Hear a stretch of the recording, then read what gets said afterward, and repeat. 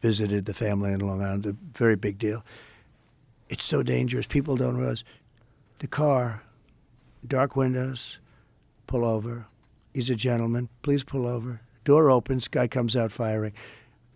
Even if they were allowed to pull out their gun, which they're not, they can't, pull Do out it in the time. gun. Yeah. They still wouldn't have time. It's every cop's worst nightmare. They opened a door, and he was killed, and his partner was hurt. He was killed. And you don't even have an eighth of a second to think. And it is such a dangerous job. That in particular, think of it. You go up to a car, you don't know who's sitting there with a gun. And if they have a gun, you really don't have a chance. You're not allowed to have your gun out, by the way. They have very strict rules.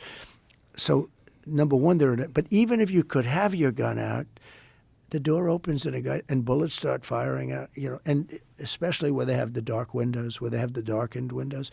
It is such a dangerous profession, and it's very hard to get cops now because they're not given any backup.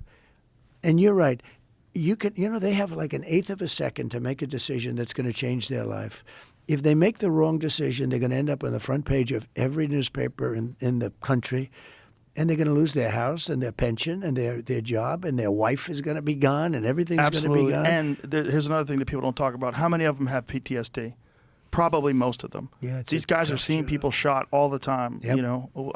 I've talked to a ton of cops about it, and a lot of cops commit suicide. A lot of cops are deeply depressed. But we have to give them back their dignity. We just have to give them back. You said it so good. You never hear anybody say that. You're never going to have it perfect. You're going to have a bad apple. In everything, in every profession. But every time there's a bad apple, that gets massive publicity, and it taints everybody else.